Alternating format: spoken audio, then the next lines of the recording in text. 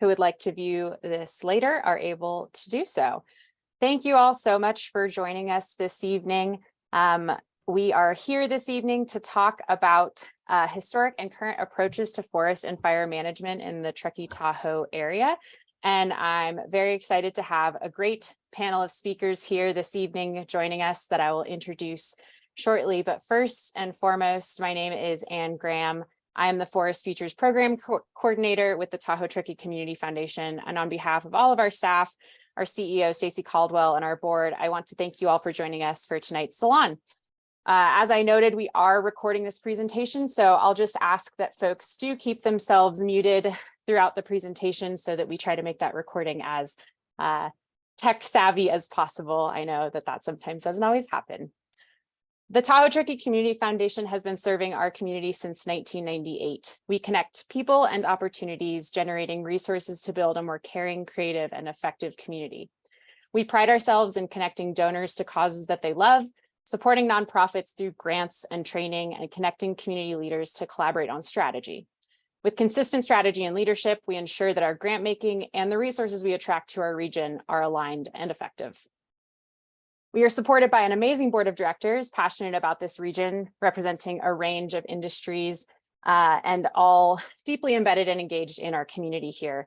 And just want to take a quick note to see if we have any board members joining us this evening. I don't see any on the call right now, but that is a-okay. I also want to take a moment just to thank all of our staff at the Community Foundation. Sashay and Therese are on the call this evening supporting our Salon. So thank you all for the work that you do for our community. Community foundations are place-based philanthropic organizations dedicated to improving the lives and environment of a particular area, and they play a key role in identifying and addressing the needs of their region and responding with resources and solutions. Beyond grant making and scholarships, TTCF has identified 3 critical issues unique to our community here: family strengthening, workforce housing, and forest health. The Forest Futures Initiative has grown from knowing that we as a community must do all we can to mitigate the risks of wildfire. Forest Futures is a bold, entrepreneurial, and strategic model for how community foundations across the country can take a leading role in confronting the local impacts of climate change. Forest Futures has 3 areas of impact. First, protect communities. This looks like on-the-ground fuel reduction, establishing fire breaks, making sure key evacuation routes are clear, and supporting the development and use of technology to keep us informed. Second, we have building a forest economy, funding workforce development, infrastructure, and industry to utilize hazardous forest waste while strengthening the economy in our region. And lastly, accelerating market solutions, scaling and speeding forest management while creating a model that can be replicated in other global mountain communities. We are deploying flexible and nimble capital to fill the needs and gaps, to accelerate projects, permits, and progress. We are proud to have raised $5.66 million to date and to have released $1.9 million to 23 different projects in our community that are designed to protect our community and build a forest economy in our region. This evening, we'll be discussing historic and current approaches to forest and fire management to ground ourselves in what has led to the current state of our forests and what is being done in this region to improve the health of our forests and mitigate fire risk. I'm so excited to have Alessandra, Alex, Dillon, and Eric here to lead this discussion. They're all deeply embedded in our community and the work that's taking place in this particular area of focus. So before I introduce them, I just want to remind everyone to please keep themselves muted throughout the presentation. The presentation is being recorded, so if you want to rewatch or share with anyone later, we will have that link available following the presentation. And after the presentation, we will also have a question and answer session with all of our presenters here. So if you have any questions come up throughout the presentation, feel free to either put those in the chat and our staff will compile those, or hold them until the Q&A time, and then we will invite folks to unmute and ask our presenters those questions. So tonight, as I noted, we have 4 speakers this evening joining from the Nevada County Office of Emergency Services, as well as the Truckee Fire Protection District. Presenting from Nevada County OES, or the Office of Emergency Services, we have Alessandra Zambrano, who is the Nevada County Wildfire Coordinator. She holds her bachelor's degree in environmental management and a master's in forestry specializing in fire behavior modeling. Also from Nevada County OES, Alex Keeble-Toll is the Senior Administrative Analyst. She holds her BA in Sociology, magna cum laude from UCLA, an MA in Sociology from CSU Sacramento, an MS in Environmental Science with distinction from CSU Chico, and an MS in EBT Regenerative Studies from Cal Poly Pomona. Seems like Alex might like school a little bit. Then joining us from Truckee Fire, we have Dillon, Sheedy, and Eric Horntvent. Dillon is the Assistant Wildfire Prevention Manager and Forester with Truckee Fire. Dillon studied forestry and wildland fire management at Humboldt State University. Dillon previously worked at the Watershed Center in Trinity County, coordinating large multi-jurisdictional forest management projects. Dillon was born and raised in Truckee as well, and is a California registered professional forester. And lastly, we have Eric. He's the Wildfire Prevention Manager with Truckee Fire Protection District. He studied forest and rangeland management and ecology at the University of Nevada, Reno. Eric worked as a wildland firefighter for multiple fire seasons on the Plumas and Tahoe National Forests, and has been involved in local fire protection district community risk reduction and forest fuels reduction programs in the Tahoe Truckee area since 2018. So without further ado, I'd like to turn it over to our presenters, who are very excited to share with you about historic and current approaches to forest and fire management, and from my experience working with them, are very qualified folks to do so. So I believe I might be turning it over to Eric first, but whoever is taking the lead.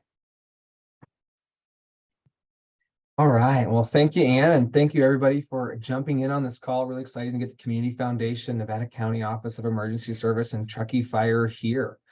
We're here to talk about forest and fire management in the Truckee area. We wanted to provide you some history, forestry information, and success stories to help everyone here better understand the really dynamic forest environment that we're really rooted in and digging our heels in managing, looking at forest health and wildfire resilience, and then, coupling in environmental protection, recreation, all these other co-benefits. So excited to talk through it, where we came from, how we got to where we are, and where we're going into the future. So with that, I will turn it over to Alex.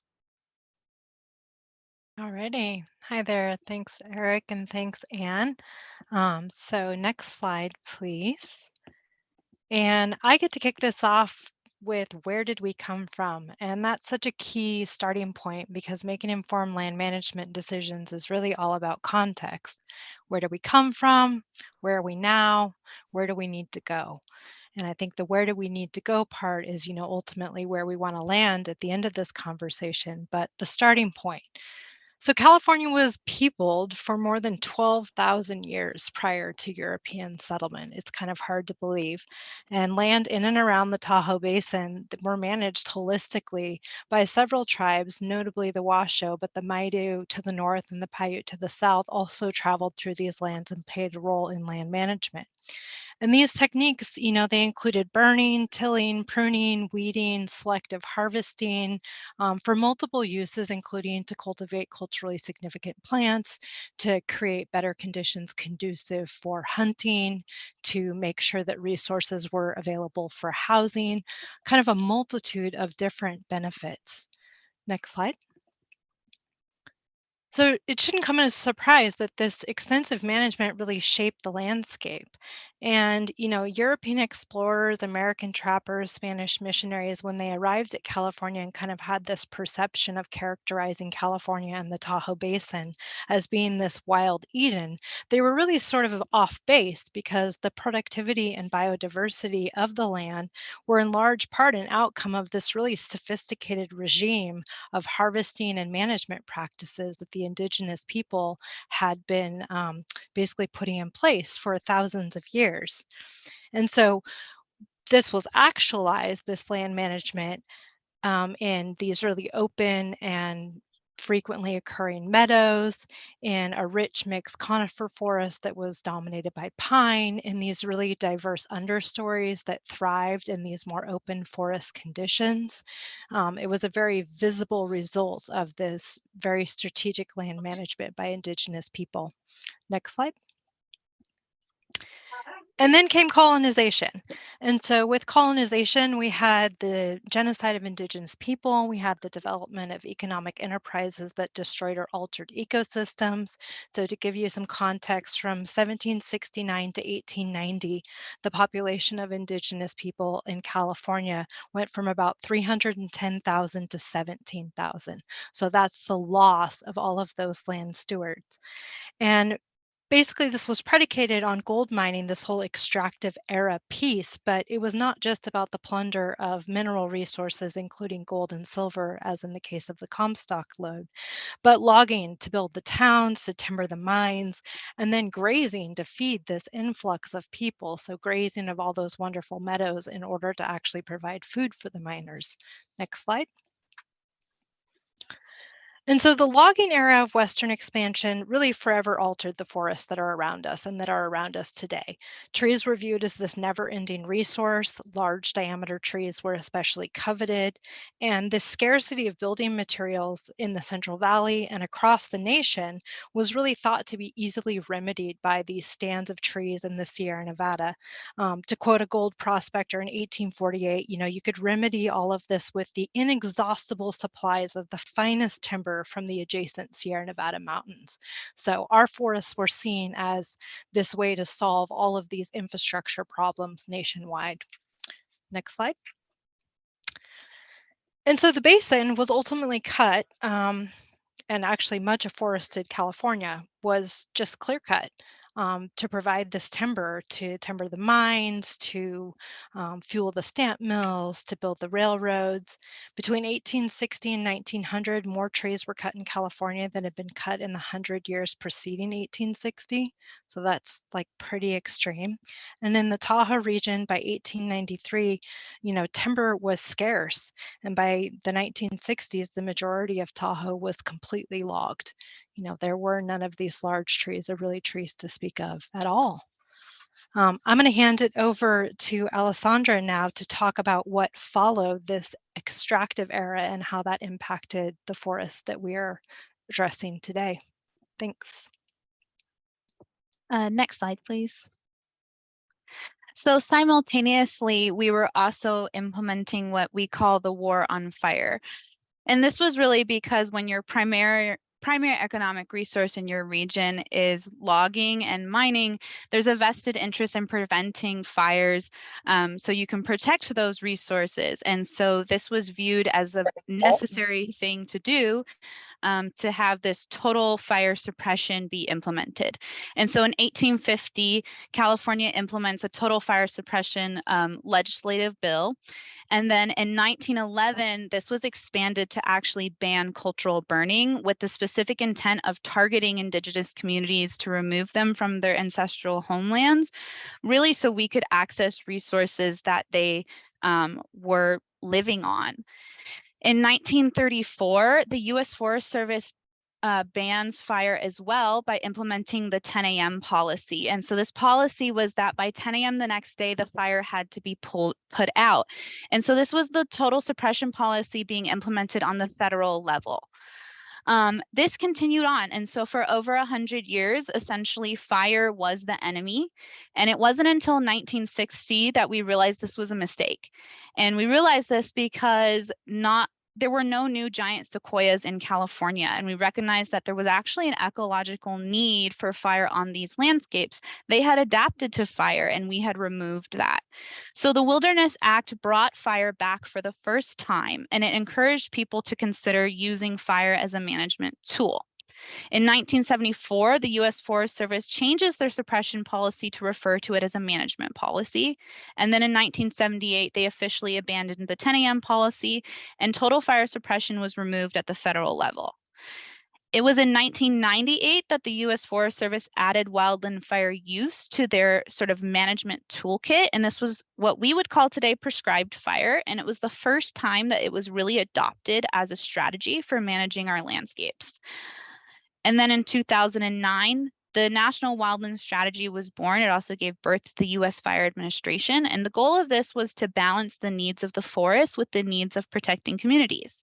This was then further updated in 2022 with the 10-year strategy, which is really focused on investing in strategic locations for both community protection, but also forest and fire resiliency. Next slide, please. So a little bit of fire history in our area. As you can see by the abundance of polygons, there has been quite a few fires in this area. Like I said, this is a fire-prone and fire-adapted landscape, and this isn't even capturing all of the fires. But once the town was built, this became an issue. Fire had become a threat. And so, like I said, that total suppression policy really kicked in. Now, in 1960, we had a pretty major fire in the area, and that is sort of what is highlighted in blue, and this is the 1960 Donner Ridge Fire. This fire was over 40,000 acres, which at that time was considered very large, and it was a human-caused ignition, and it basically burned up over Donner Ridge and then all the way into Sierra County. This fire was really high intensity because it was fueled by the leftover logging slash that remained, and then the abundance of fuel that existed in the forest due to the fire suppression. This is a kind of fire where we would consider it a scorched earth fire, where the forest doesn't survive, and it essentially burns this second growth forest down to the ground. So actually in this area, the majority of trees in the Tahoe Donner region were after 1960. So they're pretty young from a tree standard. We also had the 2001 Martis fire, which burned from Martis Camp to the Florestan area. And then even though this is kind of outside of our region, these were other fires that were really notable in our area in terms of being fueled by fire suppression and fuel accumulation, and as well as the presence of people, were the 2007 Angora fire and the 2021 Calder fire in South Lake Tahoe. And so really what the legacy of suppression led us to is this resulting more extreme and higher severity fires that are occurring on our landscape that our forest isn't necessarily adapted to. Next slide, please. So now that we kind of have an idea of how we got to where we are today, before I turn it over to Eric, we really quickly wanted to touch base on this concept of wildfire hazard versus wildfire risk, because we use these terms quite often and we use them interchangeably. And oftentimes that's also being done incorrectly when they mean two very, very different things. So when we're talking about wildfire hazard, we're really just talking about the potential fire behavior based on the existing conditions. So what we're referring to is basically if you were to put a match down, how big would that fire be and how hot would it get? And so there's really only three things that drive potential fire behavior. It's known as the fire behavior triangle. And this is topography, weather, and fuel. So if what you're referring to doesn't fall under the category of topography, weather, or fuel, then you're not talking about a fire hazard. And so the reason why is so topography, weather, and fuel drive fire behavior in different ways. But of those three things, the only thing we can modify as humans to reduce our wildfire hazard is fuel. So with wildfire risk, we're referring to the likelihood of that potential fire behavior occurring, that wildfire hazard, and then its potential impact on our high value resources and assets at risk. So you need to understand your wildfire hazard before you can determine your wildfire risk. And so wildfire risk is made up of three things. It's another triangle. We love triangles in the fire world. And so it's made up of intensity, which is your wildfire hazard piece, your potential fire behavior. Likelihood, the probability of that specific fire behavior occurring. And so often these are our ignition factors such as power lines, homes, campfires, etc. And then susceptibility. So basically, how vulnerable are your high value resources and assets at risk to being burned by a fire, and what kind of effect would that fire have on them? So when we refer to wildfire risk, it's not the same thing as fire hazard, because you can have a situation where you have a high fire hazard, but you can do your due diligence. You can reduce your fuels on your landscape. You can implement ignition management, and you can harden your resources and assets so they're less likely to be impacted by fire and lower your wildfire risk. So with that, I'm going to go ahead and turn it over to Eric, and he's going to touch base on kind of the status of conditions today.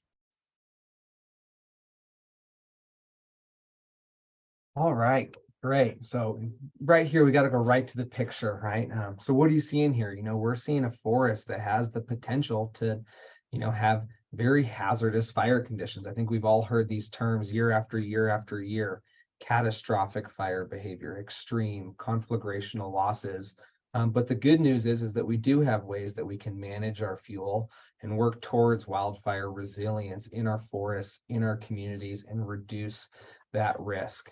So just to pull some of this together again, in the beginning, you heard from Alex on cultural land management for thousands of years, and then a couple hundred years of history summarized in a really short context, right?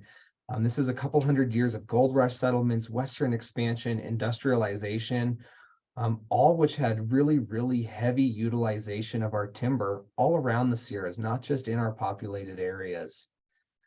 Then after that, you heard on some of the poor management practices exercised, right, with this heavy use on timber, high grading, taking the biggest, largest, best wood, leaving behind a lot of small diameter trees, this forest growing back naturally, overly dense. At the same time, we're excluding wildfire, right, which was this most natural way of the forest being able to have these low intensity, frequent fires that performed that understory, that low level vegetation management forest that kind of fostered these large open forested environments.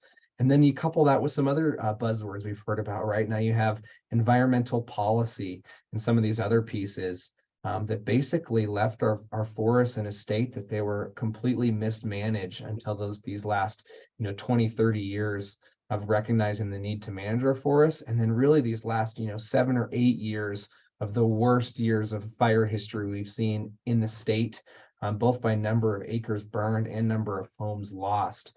So we're faced with these current stand conditions that's really challenging to manage, both from a forestry management perspective and from fire management. So what we're seeing is that we're seeing a lot less open forestry stands. An easy way to look at it: if we have too many straws in the bucket, right, we have way more trees per acre. These trees have been putting out their seed for hundreds of years. They're encroaching into these typically low fire risk environments like meadows and wetland stream areas. So we're seeing these conifers, our pines and our firs, encroach into these areas.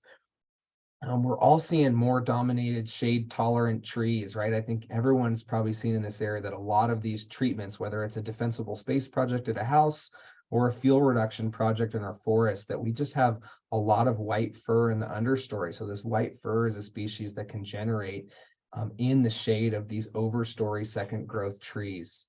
You couple that with some invasive species, bark beetles, other pieces like that, is that we just really have dense forests that provide a lot of complex management, and we have a whole lot of biomass to remove to get these forests back into a condition where we can foster forest health, reduce fuels, and reducing the hazard to ultimately reduce that risk or that chance of catastrophic wildfire in communities. Another piece that makes it tough is WUI expansion. So not only are our forests growing more dense, but so is the number of homes and the number of people living in these areas that are prone to catastrophic or extreme fire behavior. So unlike our Native Americans before us, we can't pack up the village and then light these low intensity fires before we leave to our winter ranges. We literally built our homes in the way of these fires, and sometimes even built it on the topographic features within canyons, within slopes that further exacerbate the issue. Next slide, please.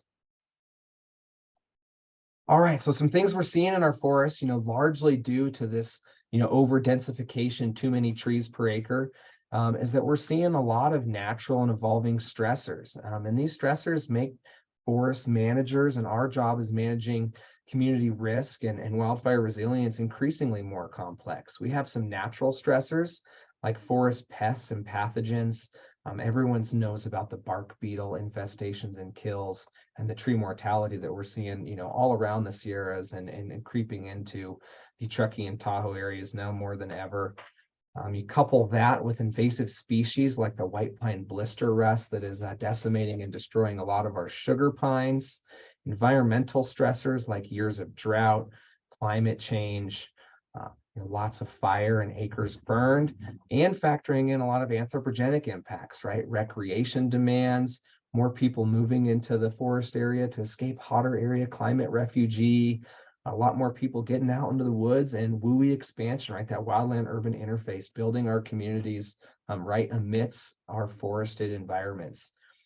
So there's a lot of variables that we're always planning and managing, and really looking for this multi-objectivity approach in our forest management projects to set up a successful outcome well into the future. All of us that are looking at managing forests, it's complex. You look back 200 years ago, and they thought we had this infinite supply of timber, and you could just chop it down, build whatever you need, and it would just grow back just like it was when you got there. And now we know that's not true. And for a lot of our species, we're talking about managing a 400 to 600 year lifespan of a mature Jeffrey pine, maybe even longer when you're talking about some of our other white pine tree species. So we're trying to make management decisions that balance this multi-objectivity approach and factor in all these other stressors so that we can have successful outcomes. So with that, I want to turn it over to Dillon so he can talk towards some of these collaborative and multi-objectivity approaches we take and how we're working towards success. Awesome. Thanks, Eric. Next slide, please. And so to wrap this up, so where do we go from here? A really good question, and quite honestly, a daunting task.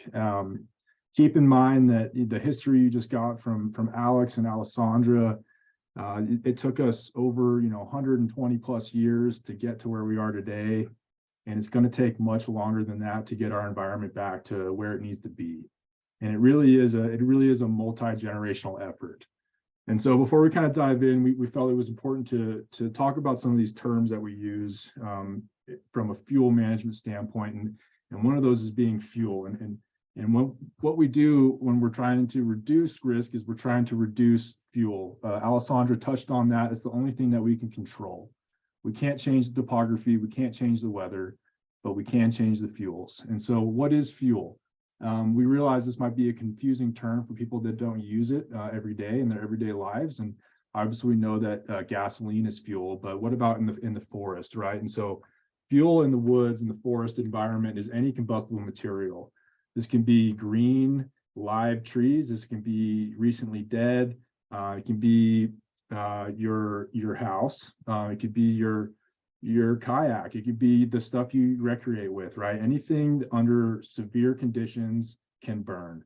And so when we think about fuel, we have to think about fuel characteristics. And so we'll talk about that for a second here. We got to consider what type of fuel we're dealing with. And so when we say type of fuel, there's actually 4 different types of fuel. And this picture does a good job explaining 3 of them. The first one is ground fuels. And so these are high organic, kind of mixed into the soil, kind of below the surface, and that can burn too. But we also, the stuff that we care about that we can control are surface fuels, which includes, your grass, your shrubs, down woody debris. We have ladder fuels, which are basically small diameter trees or shrubs that allow for a fire to be transitioned vertically into the crown of a tree. And then we also classify the crowns of trees as crown fuels, and we want to avoid our crown fuels igniting. These fires, when the fire gets into the crown, it's not a situation where firefighters are actively fighting a fire. This is an unsafe situation. It's high intensity. It's very fast moving. It's a very dangerous situation. And so the type of fuel matters. The condition of the fuel matters as well. Is this like recently dropped fuel? Are these fresh pine needles? Or has this fuel been sitting on the ground for 5 years and is decomposing? Both those fuels can burn. They're just going to burn a little bit differently. The most important thing that we would need to think about is arrangement, and we talk about arrangement and continuity in the same way, and that's horizontal and vertical arrangement. And so when we're talking horizontal arrangement of fuels, that's promoting fire spread in a horizontal fashion, so across the forest floor. So if you take example, 100 small diameter trees that are all right next to each other, all the crowns are all touching, you have a contiguous horizontal arrangement of fuels, excuse me. And we talk about fuels in a vertical arrangement as well. And so those are our ladder fuels. And we can see in the picture that's provided here, we have just about everything, right? We have a high continuity of horizontal, high continuity of vertical fuels, and we can see how that picture plays out. It's important to remember that your homes are fuel, and we'll talk more about this in a second. Next slide. So what do we mean by treatment? We throw this word out a lot. And when we say treatment, we're calling it activities that we use to reduce fuel loading, right? And treatments come in many different ways, but it's important that the days of logging large diameter trees and making a lot of money off of it are gone. A lot of these treatments are not commercial treatments. We're actually not making any money from it. They're extremely expensive, sometimes costing up towards of $5,000 an acre to return the forest into a more well-managed condition. And so we take this example, this is transitioning of a recent treatment that was completed on the Donner Summit area, and it's transitioning a little fast, but in the first picture, you can see the perfect storm, right? And what do? We have different options, right? So we can use men and women in the field with chainsaws and do hand treatments to remove some of these fuels. We can use machines and masticators to actually like grind up the fuels and reincorporate that fuel back into the soil. And we can also use prescribed fire, and we use prescribed fire after treatments have been done to return the stand to conditions that are safe to burn. And so prescribed fire really is the goal for all of this, but we can't just show up and put fire on the ground and expect a good outcome. We also can't just choose to do nothing. We hear a lot, it's like, just let the forest do its thing. That's not an option. We're past that point as the history that you've heard, right? If we do nothing, Mother Nature is going to do something for us, and it's probably not going to be the outcome that we desire. So we need to manage our lands. We need to, as land managers, we try to think about, in the absence of fire, in the absence of a natural disturbance, we have to do treatments that mimic those natural disturbances, right? And we need to return our forests into a well-managed state that can be more resilient. And so you may hear the terms fuel breaks and fire breaks thrown around. These are actually two different things. A fuel break is, we call it more of a shaded fuel break. So we're maintaining some of the canopy, some of the larger trees, and we're not just what a typical fire break would be is what you would see on a fire line, which is just like a dozer line. Everything is scraped down to bare mineral soil. There is nothing that can be burned. A fuel break is more of a park-like setting where we're managing the fuels, we're reducing the horizontal and vertical continuity of fuels, and we're maintaining some of that structure. And so that, we reduce the response from brush, but we also have a nice looking forest after. It's important, though, to remember that we have to treat our built environment. And so we hear a lot of misconception is that, the fuel break in the woods is going to save my home. And the fuel break is not designed to stop the fire. And so we have to think about how do we reduce the chance of a home ignition. And unfortunately, we've learned a lot of lessons over the years from Paradise Fire, from Santa Rosa on how to avoid this. And really, we can't always control what happens in the woods, but we can't control what happens on our own property. And so we have to manage the fuels on our own property as well. And that includes defensible space, which is, a public resource code in California for a long time. And there's ways that we can do defensible space to reduce our risk of ignition and our home ignition, right? California is the land of fire. Fire is going to burn in the woods, and that's okay. We can replant trees. We can restore the forest, but we can't replant your home. And so we have to take the necessary steps to reduce the risk of home ignition by reducing fuels around our home and creating a place that is more defendable. We also couple defensible space with home hardening measures. And so that can be screening our vents, that can be detaching your fence from your house, right? Using a metal gate instead of a wood gate, things like that we try to preach with our defensible space inspectors every day in the field. And so where do we go from here? This is where we go. We gotta manage our wood, we gotta manage the forest, we gotta do activities that reduce fuels, but we also have to think about what we do around our home, and how we can help each other as a community to achieve greater wildfire resilience. Next slide. So really our goals overall, you heard Eric talk about stressors. We want to reduce stressors on the forest. How do we do that? We reduce the amount of trees in the system. And this isn't, we're not cutting every single tree. We want to keep the healthiest, biggest, most fire resilient trees there are, right? Because if all these trees are competing for the same resources, whether it's water or minerals, and if all these trees are competing for the same resources, we know that these resources are limited.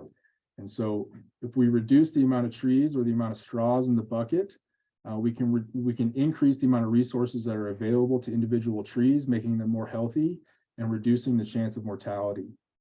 We want to lower our fire risk, or sorry, our fire hazard and our fire risk. And we've talked about how we can do that through fuel treatments. And through those fuel treatments, we want to restore a more natural fuel arrangement and a more natural forest stand structure that creates a more resilient landscape. And again, we do this through management and thoughtful treatments that have multi benefits to both the forest and our community. And that is all I have today. And I think, oh, we have one more slide. Sorry, next slide. Sorry, so we share a couple stories of success. Truckee Fire and the Office of Emergency Services in Nevada County have secured various grants. We have Measure T here locally that's funding a lot of great work, and we just recently opened up our grant program. We wanted to share this recent forest health grant that we applied for, and this is just an example of what we're trying to do in the woods and in the forest around our communities. We've come to the realization that, you know, we need partnerships and collaboration to get these things done. Fire doesn't care about jurisdictional boundaries. And so when we design these big forest health projects, we try to include multiple partners in multiple jurisdictions and design projects that are meaningful and span these jurisdictions so that we can get the most work done and the best return on our investment. And so this is a project we recently applied for that we hope will get funded in the future. It's about 2,777 acres. There's 9 partners, and it's got all the things we've talked about we need to do to manage. Forest fuel reduction, prescribed fire, pest management, which is removing these dead trees that we have all across our landscapes, reforestation and biomass utilization. And so we continue to chase these state and federal grants. We continue to pump money into our communities, defensible space inspections, Measure T community wildfire prevention grants, other grants that the county OES office is applying for and implementing. And we do this together through strong partnerships and collaboration. It's really the only way forward. It's the only way to get good work done. And we realize this is like I mentioned before, we're in it for the multi-generational effort. Me as a forester, I'm not going to see the fruits of my labor probably, but I hope that my children and grandchildren do. And that's why we do what we do.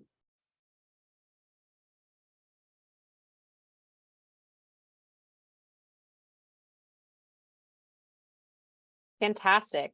Well, thank you to all of our presenters. I personally love learning about the history of how we got to where we are today and kind of how we're learning from history itself. So we can see, based on what our presenters shared here, obviously there's a lot of challenges to the historical uses on the land in our broader region, in the entire Sierra Nevada, even based on what Alex and Alessandra were sharing, and how that's really challenging us today to figure out ways to make our community safe and our forests healthy for the folks that live in this region and in the broader region that are also impacted by smoke. So we're going to transition to our question and answer session. I welcome anyone that has questions to either drop those in the chat or to feel free to raise your hand or unmute yourself and ask those questions now. And if we haven't had any questions come through in the chat yet, we did have one question generated. And so just wanted to kick off with our panel here, asking about with pest management specifically, are there specific techniques or tactics that landowners or homeowners should be aware of if they suspect any sort of bark beetle infestation or dying trees in and around their property as a result of pest? I can take that one. And so yes, it's important to remember that bark beetles and these pests and these disturbances are all natural, right? They've been here for a long time. It's been happening for a long time. And so it's not unnatural to see trees die from bark beetles or other stressors on the environment. The most important thing we can do is monitor our healthy trees. And if you have any questions of whether the tree is healthy, reach out to a forester or an arborist and get an opinion. And if the tree is unhealthy or has bark beetles, it's best to prioritize removal as soon as possible. With the bark beetles, once the tree dies, they kind of leave the tree and they find the next victim. And so if you can get the tree down before it's completely dead and get rid of that material, you reduce the chances of other trees being susceptible. But really, it's reducing the density of trees as well. And so a lot of our larger parcels, call it 5 acres and greater, there's way too many trees per acre. And so if you want your trees to be healthier, you have to thin the trees out. You have to give the individual healthier, bigger trees more resources so that they can compete, because they have mechanisms internally to combat these disturbances and these pests. And so if you have a healthy tree, it can fend off a lot of the bark beetle attacks or drought stress and stuff like that. They have mechanisms internally to deal with those things. And if they're stressed and they're not healthy, then they're going to be less successful with that. Great. Thank you, Dillon, for that. Zoe Harold shared a question in the chat. Zoe, I welcome you to unmute yourself and ask your question if you would like, or I can read it off for you myself.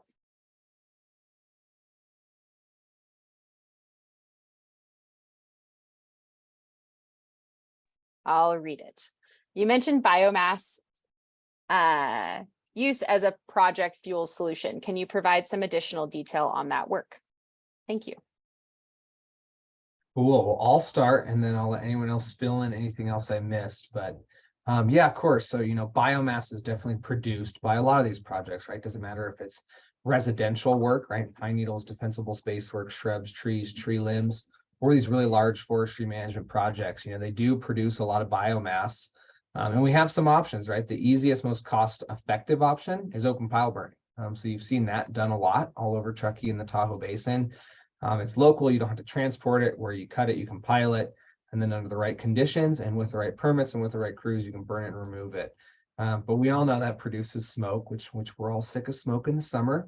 And it's not the best for air quality and other pieces. It's really just the most cost-effective way to get rid of the biomass. And so, where things are trending is back to where things used to be.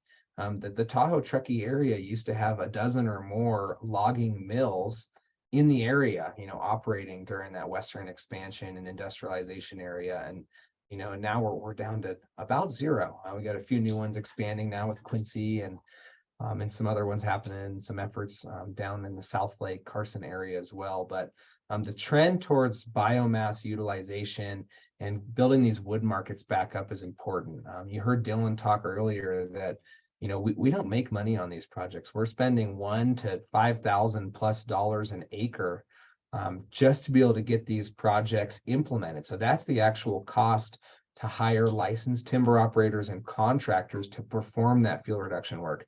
That's not even factoring in all the staff time and hours and administration that goes into setting these projects up and getting the permits in place. That's just the implementation. So yeah, biomass is a big topic right now. There's tons of working groups for biomass all over the state.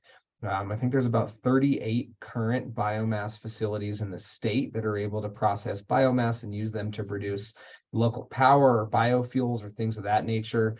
And in this region right now, some of the main efforts that are going on are actually here kind of in the Truckee area. So we just have North Star and Placer County that both just received a couple $1 million apiece to go after some biomass infrastructure. So North Star is actually looking at purchasing the biomass burners and equipment to have their own local supply of heat and power and energy.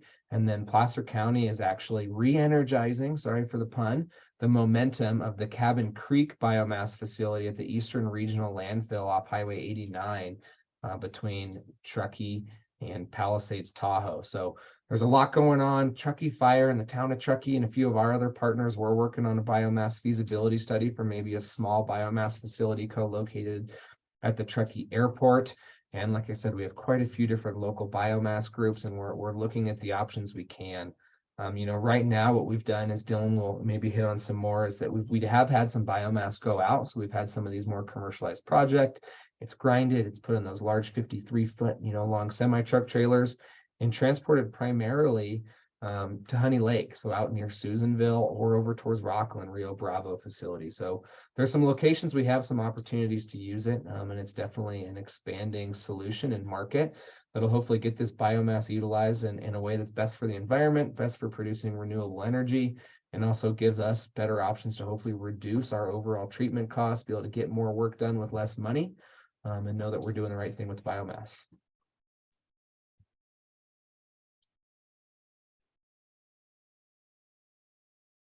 Did any of our other speakers want to expand on what Eric shared there? Awesome. And Zoe says, thank you, Eric. That was a very helpful summary. Following up to that, just kind of on the topic of history, I wonder if any of you all are familiar kind of with the history of biomass utilization in the state of California. I know my understanding, but I don't have a very broad understanding, is that there used to be a larger number of processing facilities that were closed down kind of in the 80s and 90s. And I wonder if any of our speakers could just share kind of the arc of the history and also how that has played into any of our current practices. And if not, that's okay.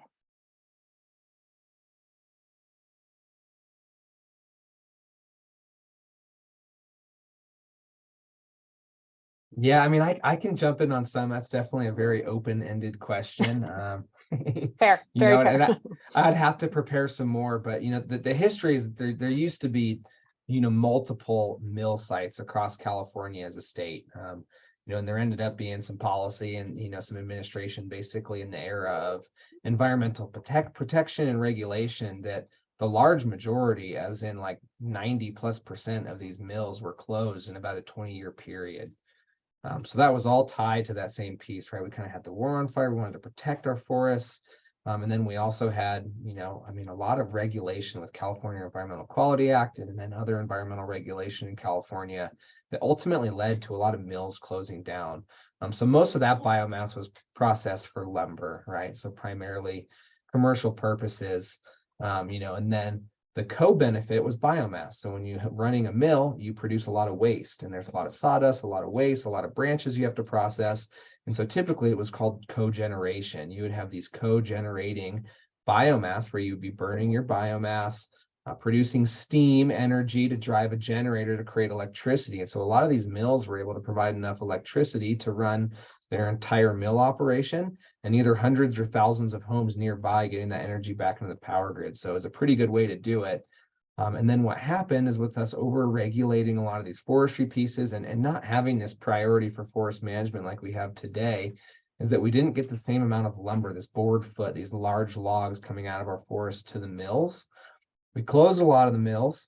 And then some of the early biomass things that have been kicked up, since kind of the late 90s, early 2000s that we started to manage, just turned out to be not compatible. It didn't pencil out. So just a biomass facility on its own typically takes a lot of partners, a lot of coordination, and typically a lot of subsidization to keep it afloat.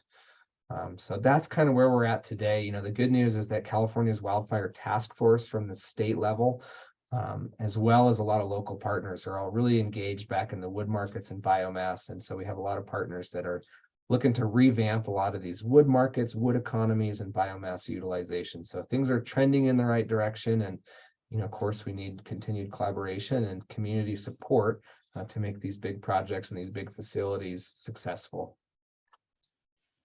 And I'll jump on, kind of the end of what Eric was saying in terms of community support, because I do think another piece of it is historically these biomass facilities weren't as clean as they are now. And there's a lot of discourse around environmental justice and the siting of incinerators and where they get placed, and how equitable that process is in terms of deciding where these things are placed.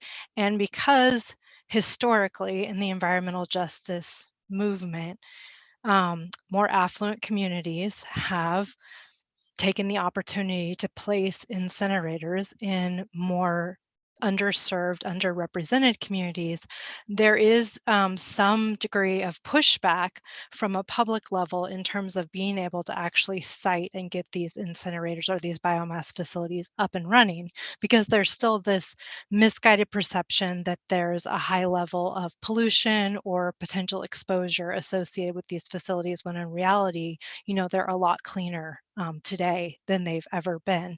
And so that's a bit misguided. And I think it's similar to the use of prescribed fire on the landscape. Like those of us that are really looking to manage these forests, we've got a lot of legwork to do in terms of educating our public around some of these things that people find scary. I'm looking at Eric, and behind him, there's the smoke, right? So we have a lot of education to do in terms of teaching people that biomass facilities today aren't what they were historically, and that we really do need to manage this problem and have these facilities. And we do need to be able to use fire as a management tool.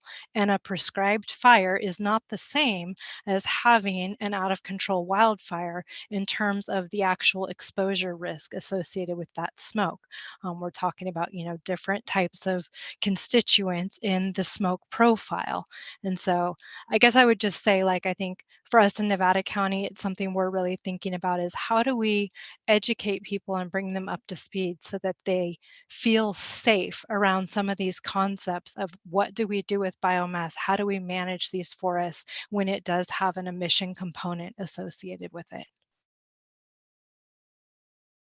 Fantastic. Thank you, Eric and Alex. I know at the Community Foundation as well, we're tracking those biomass utilization projects. And it's something that, as Alex was sharing, we definitely want to understand ourselves what is most helpful to people living in our communities that will be impacted by these facilities if they are built, and what understanding we need to have to be able to live next to them and feel comfortable with that as well, just given this transition from what we've known to be kind of our existence in the last 60 years here in our region. I just want to pause here for a moment and give an opportunity again for anyone else in the audience that would like to unmute themselves and ask any questions. I see a question just came through in the chat from John Pang. John, would you like to unmute yourself and share your question?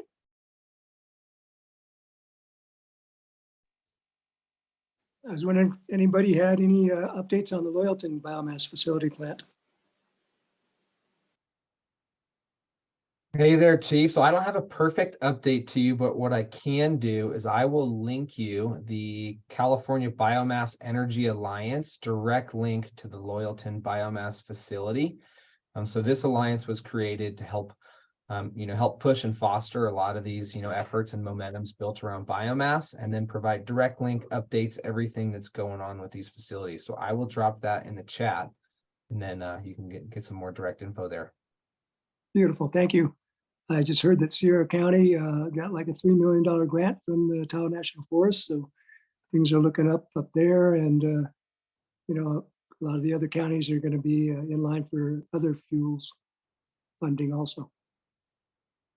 Yeah, there's definitely been a lot of grants going in. CAL FIRE released that new wood products and bioenergy grant piece as well, and is looking to invest between like $5 and $10 million, I think a quarter, into some of these wood products and bioenergy type projects. So a lot of funding going out there and a lot of new projects stepping up. So, let's hope a lot of these can get through their environmental processes and permitting and give us some good markets and outlets for biomass.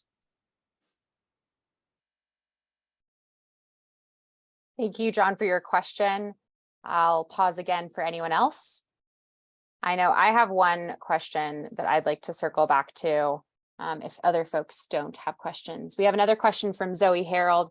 Are there partnerships with utilities such as Liberty Utilities to manage ignition risk?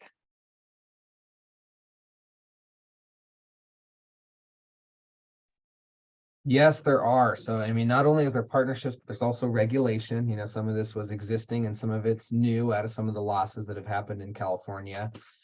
So, you know, I think that's one thing we're really fortunate with here in the Tahoe and Truckee area is that both Truckee Donner PUD, Liberty Utilities, and then also even NV Energy for some of these distribution lines that go through the area, they all are proactive with vegetation management. So they're all doing a really good job with staying on top of their routine inspections, making sure they meet their minimum horizontal clearance, right? So depending on the voltage of the line, there's a minimum separation distance they have to have from live or overhanging vegetation. And all of them are doing a good job. I know, you know, Liberty's been on, you know, a really proactive vegetation management cycle in the Tahoe Basin, and they're very, you know, apt and able to respond to any individual hazard tree or other complaints that they receive. Truckee Donner PUD has definitely been up in their game. Their budget has been increasing for vegetation management every year for the last handful of years. You know, I think the last I heard is that they still think they have, you know, about another 5 to 8 years to get back to exactly where they want to be.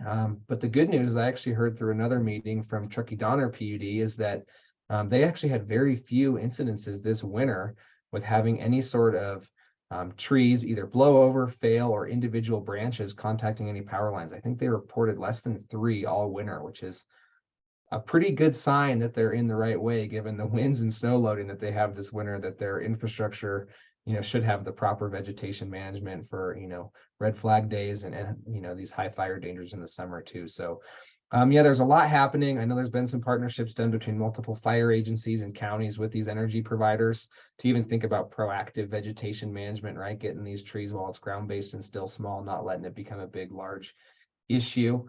So yeah, things are moving in the right direction here. And you know, I know everyone wants to say the cost or the undergrounding is the easy solution, but I think the last I heard, undergrounding power lines is something like $2 million a mile. So it's a really expensive investment to do, but yeah, things are moving in the right direction there. And, you know, I think it's good for anyone here that can partner up with our utilities and think about expanding, you know, larger forest management projects beyond just their utility corridors. It's a great method of getting more work done. And I'll just add on to what Eric shared. I know Liberty Utilities, as well as partnering with the National Forest Foundation on some projects in the Tahoe Basin, which is really exciting.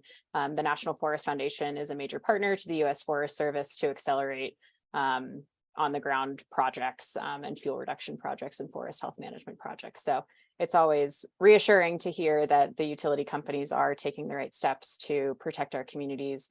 And Eric as well. I was just talking with Stacy the other day and she said, how has my power not gone out this winter after this winter? And so it's also reassuring to hear that Truckee Donner PUD is up in their game there. Yeah, and one cool thing too, Zoe, is what's neat about the Truckee and Tahoe area is that our power infrastructure is actually built a lot more sturdy and hardy than other areas of the state due to our winter storm impacts. So that has allowed the infrastructure to typically be, you know, a little more hardy up in this area. But yeah, definitely some partnerships on the fuels management side, and you know, hopefully making sure that we don't have any of those power line ignitions.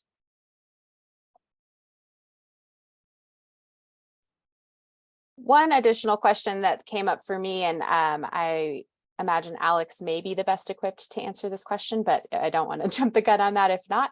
But are there any cultural burning practices being reintroduced or supported currently, especially being supported by the public sector?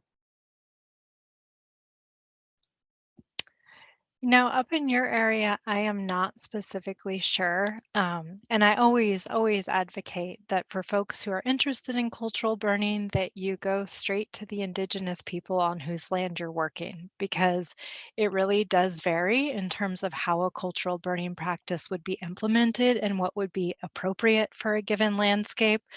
So that would be kind of like my default. I do know that like in other regions, like up on the Klamath, there's a lot happening with cultural burning, and that Mid-Klamath Watershed Council has done some great work with doing TREX trainings that are all tribal.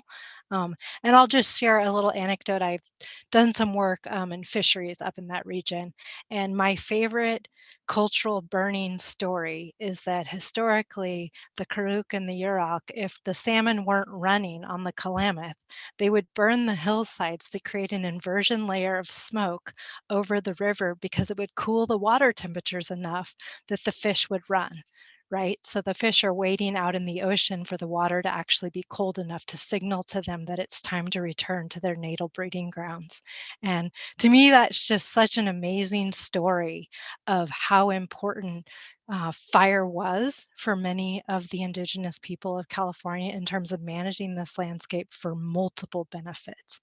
The other thing I will say is I know that the Mountain Maidu up in Plumas County have been very interested in burning meadows for the return of important species for food and then also for basketry. And I haven't been keeping tabs on how successful they've been of late, but if you start delving into this kind of world of the many uses of fire on the land with indigenous people, it's really amazing. And it's such a tapestry of reasons why fire was used, how it was used, when it was used, and what the desired outcome is. So I would advocate anyone working in the Tahoe Basin talk to the Washoe first and then to the Maidu or the Paiute and get it straight from the people whose land it is. Thanks, Alex. And I'll jump in a little more too. I dropped a link here, but the Washoe tribe has, definitely been engaged primarily through the Tahoe Fire and Fuels team. So a really large group that works primarily in the Tahoe Basin through informal, kind of methods. So actually informing them of even things like fuel reduction projects and other pieces where it doesn't require these formal tribal consultation like it does when we do large commercial industrial, like, logging or equipment on the landscape type of treatments, as you learned about earlier. But the good news is that the Washoe tribe is really supportive of forest management as a whole. And so, they actually, through the Washoe Development Corporation, they're leasing almost 40 acres of Tahoe Forest Products, who's looking at building out a sawmill kind of right on the eastern slope, right near Carson City and Highway 50. So they're definitely supportive. They understand a healthy forest, creating jobs, sustainable income, reducing the cost of these treatments, and making sure that the Sierra Nevada mountains and the areas that they grew up and were rooted in are not decimated by catastrophic wildfire. So they're definitely supporters, and I think there's definitely room for collaboration and growth with a lot of us public agencies to engage more and see how we can, get them involved in some of these proactive forest treatments, especially the cultural burning practices. And I kind of agree with Alex. I think that's probably an open page that we should start filling in. Great. Thank you both for weighing in on that. The last question that I just wanted to close us out with here are, what resources do you all recommend for landowners or homeowners who want to learn more about how to get started in any sort of fuel reduction treatment, whether that be or land management or history about the practices in our region?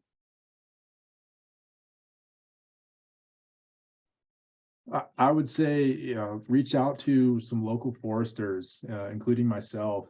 We have a lot of great, bright minds in the Truckee Tahoe area, Nevada County, Placer County, a lot of great people who studied this, have dedicated their careers to this. And there are lists online. You can reach out to your local public agency like Truckee Fire or North Tahoe Fire. And there's always most likely someone that can point you in the right direction or have a conversation with you, go out and take a visit. I know in the Truckee Protection District, I'm happy to come out to a landowner and talk forest management and what they can do on their property. And so reach out to the professionals, the subject matter experts, the licensed individuals, even folks who are licensed timber operators. People that do the work on the ground are also important people to talk to as well.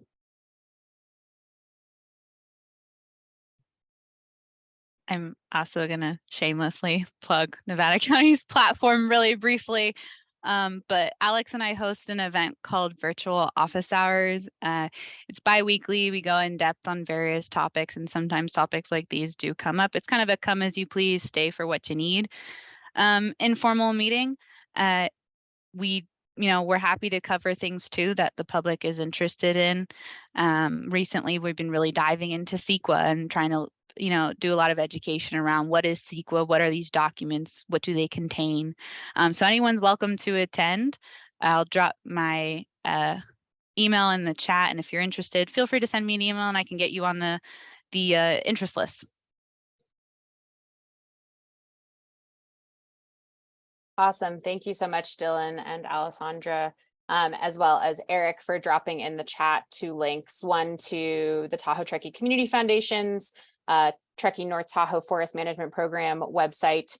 That is an annual grant application process. It just closed for this year, and we're in the review process to fund forest health and wildfire resilience projects on private land, as well as Truckee Fire, the link to their grants page for their currently open application process for their Measure T funds.